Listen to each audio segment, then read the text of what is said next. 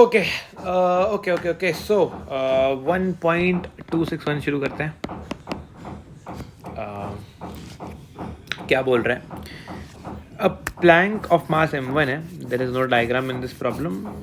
हाँ नहीं ठीक है. अ प्लैंक ऑफ मास m1 है. कोई प्लैंक है with the uniform sphere of mass m2 place on it rest in a smooth horizontal plane. Okay smooth है. Constant to the plank with the what acceleration will the plank move provided there is no sliding. अरे यार ये क्या सवाल है यार. ठीक है मतलब पढ़ने में आसान है बट शायद करने में उतना ना हो. बट ठीक है हम लोग तो खैर we don't give a like yeah yo yo yo yo yo yo yo yo yo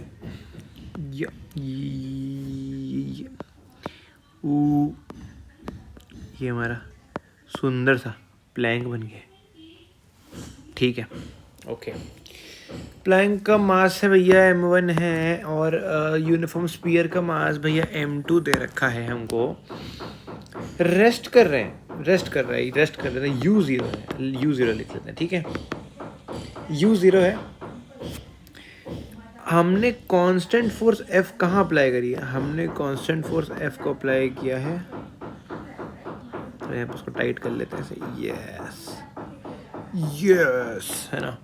इसको हमने F दिया तो हमसे पूछा क्या जा रहा है? लला ओ लला ओ मेरे लला. इसमें क्या पूछा जा रहा है? लला ओ लला. इसमें क्या पूछा जा रहा है? लला.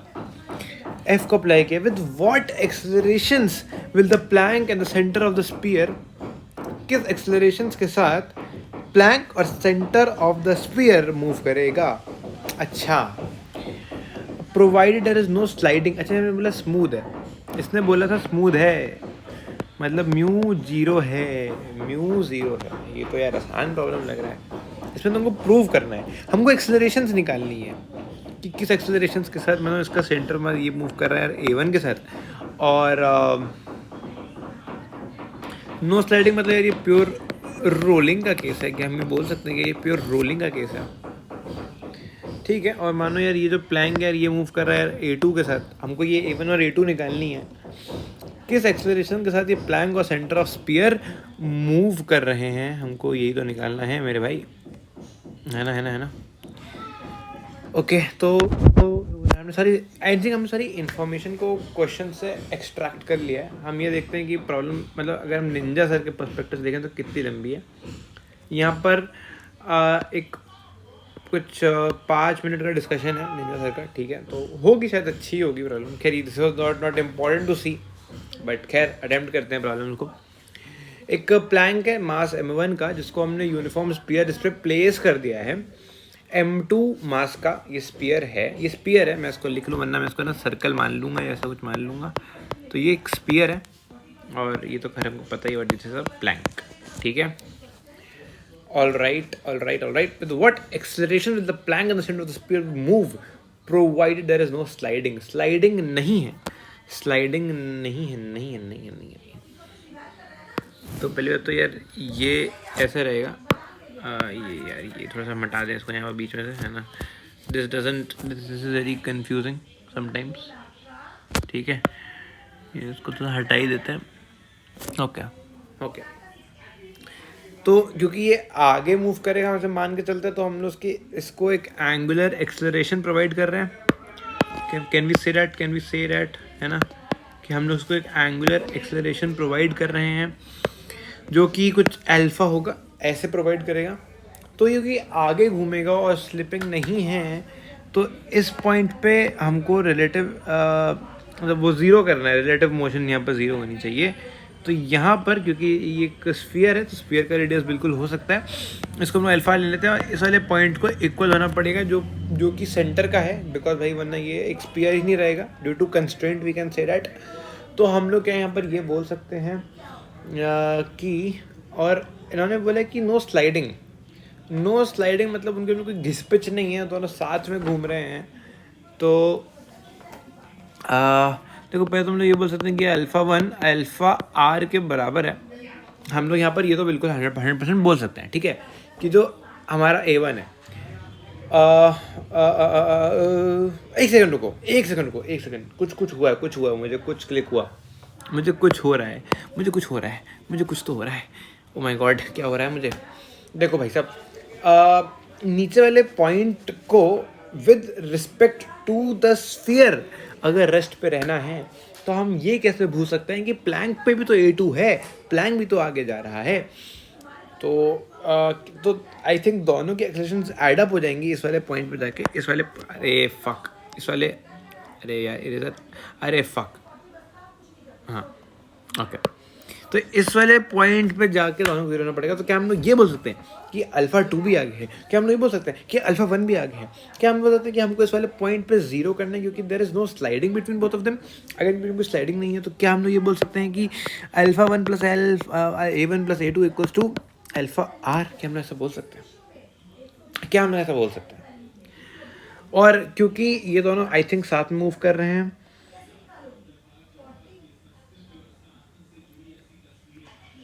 ये स्मूथ है तो ये मूव ऐसे भी नहीं करना चाहिए।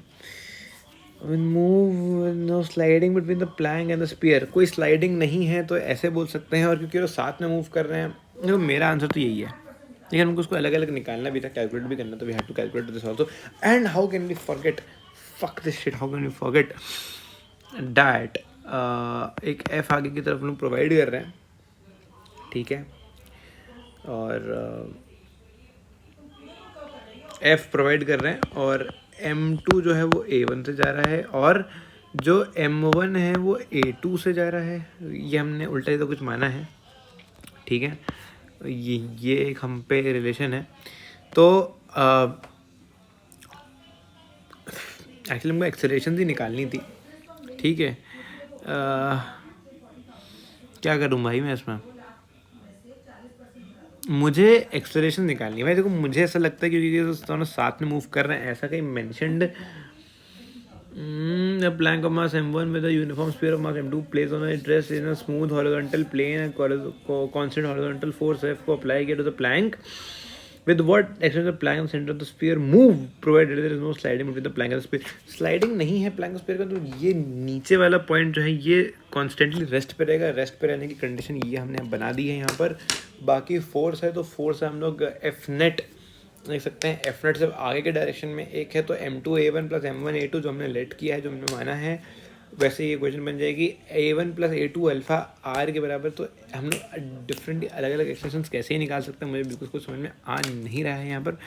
हम लोग यहाँ पर ये कर सकते हैं कि हम लोग A1 को अल्फा R माइनस A2 लिख सकते हैं और इसमें हम पुट करके देखते हैं AM2 alpha R minus A2 plus M1 A2 और M2 A2।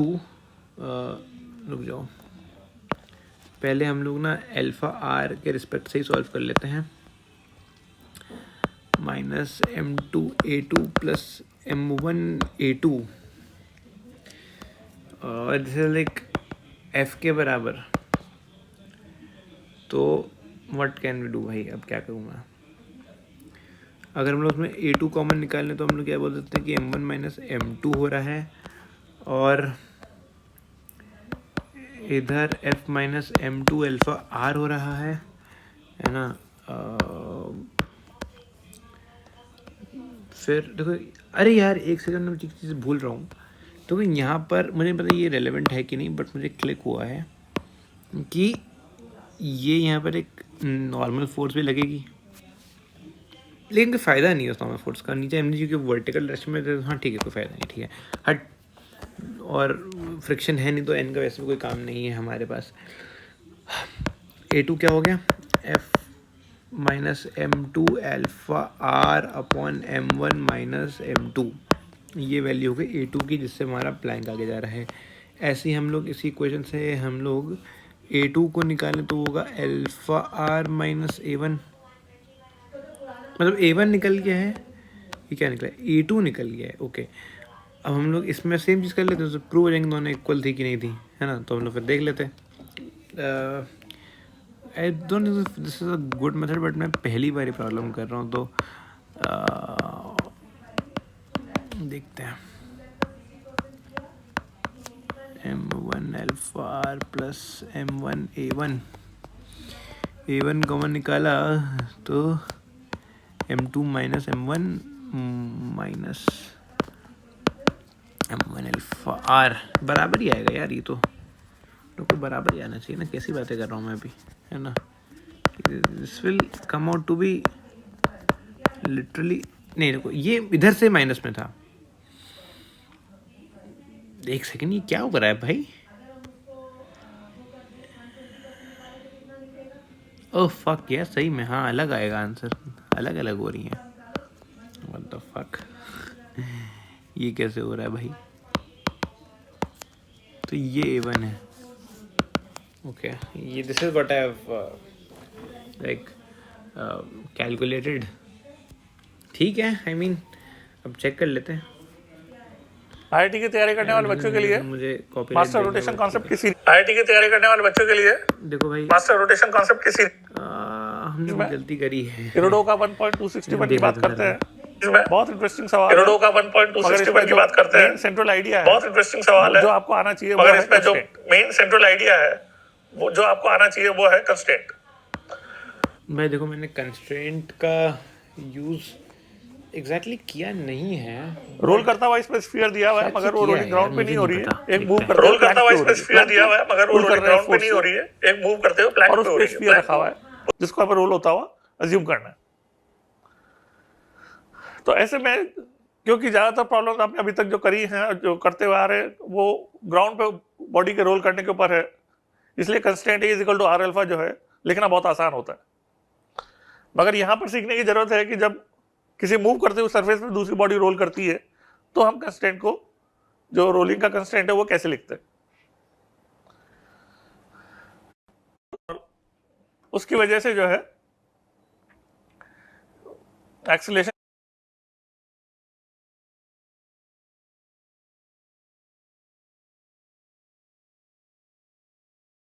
भाई देखो, सर ने यहाँ पर एक गलती करी है, पता है क्या।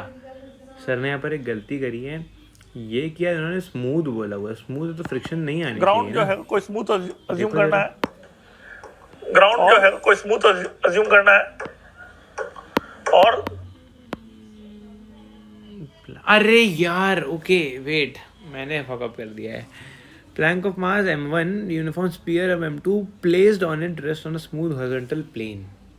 मतलब प्लैंक और स्पीयर के बीच में फ्रिक्शन थी, बट वो जिस प्लेन पे रखी तो स्पीयर नहीं थी।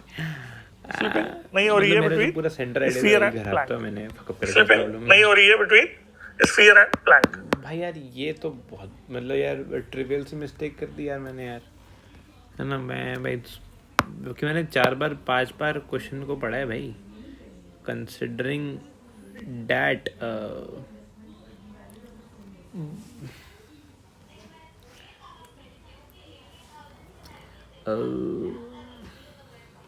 यार आई मीन मैंने ये तो बनाया ही नहीं कि शिट यार, सब गलत हो गया यार, ये तो शिट यार। ये एक्चुअली ये कितना बड़ा प्लेन था, और बेसिकली ये जो सब कुछ टिया पाचा मैंने बनाया है and what ever I have made, ये सब इसके ऊपर था, समझ रहे हो। और मैंने कुछ गलतियाँ करी हैं, जैसे ये हटाओ, ठीक है। और हाँ मतलब थोड़ा सा क्लस्टर ज़्यादा है इसमें, तो इसको क्लियर आउट करते हैं, ठीक है। तो फिर देखते हैं इसको। पता है यार M2 है, हटाओ यार ये सब, ठीक है। सब हटाओ, एक्चुअली सब हटाओ। तो basically this was the thing यार, ये मिस्टेक है कि read the question more properly from now on. Pay attention to each and every word. ये this is the real learnings of this यार प्रॉब्लम. ठीक है, मतलब खैर तभी हम सोल्यूशन देखते हैं. दिस इज अ तो स्टैटिक फ्रिक्शन लगेगा fuck up video, but anyway let's see. जब रोलिंग हो रही होती है लगेगा, और जब रोलिंग हो रही होती है वजह से जो है, और उसकी वजह से जो है. पता है यार, मैं ये चीज़ सोच रहा था कि ये आगे कैसे ही मूव कर सकता है अगर फ्रिक्शन नहीं है स्मूथ सरफेस के ऊपर. This was a genuine thought मेरे दिमाग में जो आया था कि यार ये पॉसिबल नहीं है. ये अपनी ही जगह पे घूमता रहेगा, इसको कोई फ्रिक्शन चाहिए फॉरवर्ड डायरेक्शन में टू मूव इट. मैंने ये सोची थी यार, मैं भाई बस वही है ना, क्या बताऊँ. एक्सीलरेशन इसका भाई मैं सोच रहा था कि शायद नहीं होगा. वैसे मैंने तो सोचा था कि भाई मैं कंसेप्चुअली गलत चला गया ना, क्योंकि मैं कंसेप्ट सोच पा रहा था कि यार इसमें तो बोल रखा है कि स्मूथ है. उसी पॉइंट पे I should have read the question again यार. मतलब this is a very trivial mistake. Sphere का A2 और प्लस का A1 की वजह से जो है टॉर्क भी आएगा और इस पे एंगुलर एक्सीलरेशन भी आएगा, उसका अल्फा इस फ्रिक्शन की वजह से जो है टॉर्क भी आएगा और इस पे एंगुलर एक्सीलरेशन भी आएगा. तो ये इस तरह से हमने इसको सेटअप को विजुअलाइज किया. तो ये इस तरह से हमने इसको सेटअप को विजुअलाइज किया. अबे यार भाई कितनी गंदी मिस्टेक करी है यार, शर्म नहीं आती यार मेरे को भाई, कसम से ऑन गॉड यार. चलो ठीक है guys, that's it for the video. खैर तुम लोग अगर कोई देख रहे कितने मिनट की हो गई है ऐसे ये. ओके, अब हमें फाइंड करना है वैल्यूज. अब हमें फाइंड करना है वैल्यू A1 और A2 की. हाँ, आई फील बैड. A1 और A2 की. तो जैसे कि मैंने बताया था कि जब मूविंग सरफेस में रिलेटिव मोशन नहीं, बॉडी जो है रोल किसी मूविंग सरफेस में, जैसे कि मैंने बताया था कि जब मूविंग सरफेस पे कर रही होती है तो हम ये अज्यूम करते हैं बॉडी जो है रोल कांटेक्ट पॉइंट में मूविंग सरफेस पे कर रही होती है तो हम ये अज्यूम करते हैं कि, तो यहां पर जो है इसके सेंटर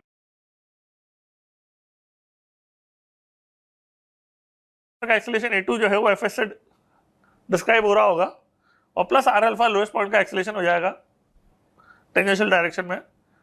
तो हम A2 प्लस R अल्फा को प्लैंक का एक्सीलरेशन A1 जो कांटेक्ट पॉइंट का प्लैंक का एक्सीलरेशन उसके बराबर कर देंगे. तो ये वो कंडीशन है जो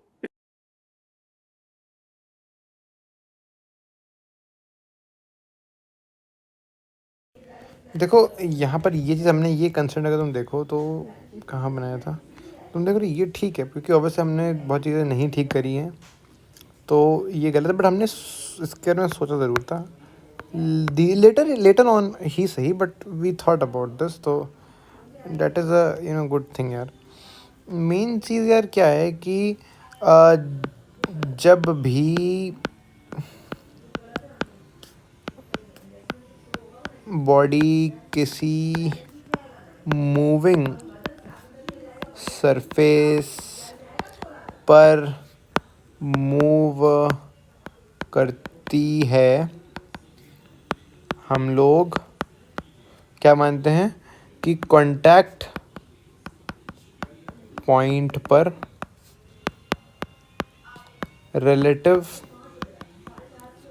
मोशन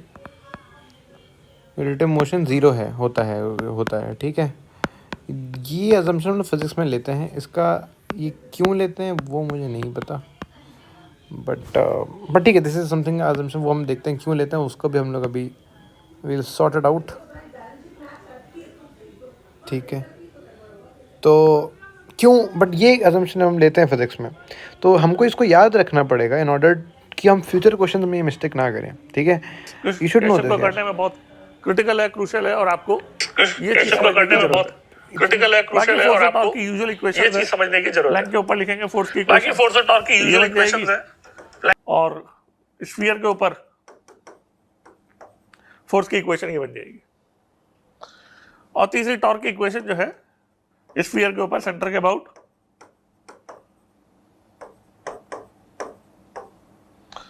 आदत आपकी अल्फा को A/R लिखने की है, उसको थोड़ा सही से सोचना पड़ेगा.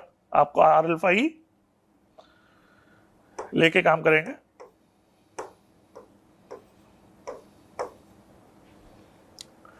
तो आप देख सकते हो कि यहाँ पे आर अल्फा है, इसमें आर अल्फा है, यहाँ से आर अल्फा की वैल्यू यदि यहाँ डाल दें अपन, M2 वैल्यू है उसको इसके बराबर करें,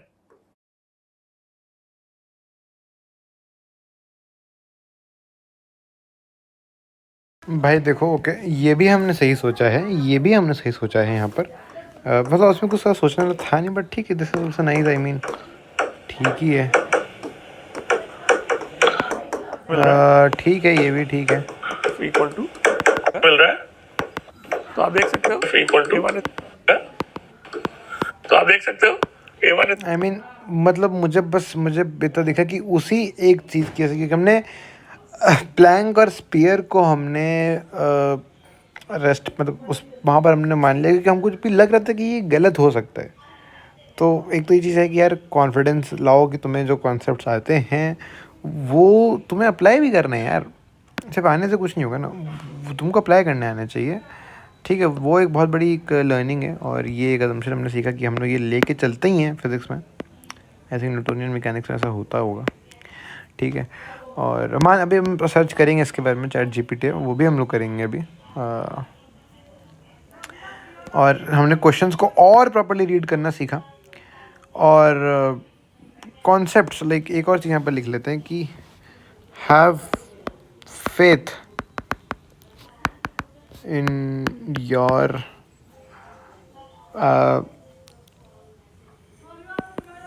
concepts and learn to apply them even more।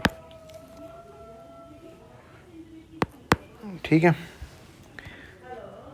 ये दो चीज़ें हमने यहाँ पर सीख ली हैं। और यदि आप जिसका क्रूशियल रिलेशन है कंस्ट्रेंट का, यदि आप उसको सही से, जिसका क्रूशियल रिलेशन है कंस्ट्रेंट का, सोच के उसको सही से ध्यान से सोच के लिखो। तो देखो हमने सही लिखा है ऐसी बात नहीं है, मतलब I mean this is like a 50-50 thing. Concept सही थे लेकिन क्वेश्चन सही सॉल्व नहीं हो पाया है, तो आई वाज से this is a 50-50, like 50-50 win and loose situation. और ठीक है यार, मतलब I mean this is a complete analysis of this problem. ठीक है, ज़्यादा नहीं कर सकते। Okay, thank you. या अब लेट्स गो टू 1.62 एंड इसका निंजा सर ने कोई वीडियो डाली ही नहीं है। आई विश और डाली होती सर ने, क्योंकि it has been great to study with sir, but okay. ठीक है, फिर शुरू करते हैं 1.262 के साथ।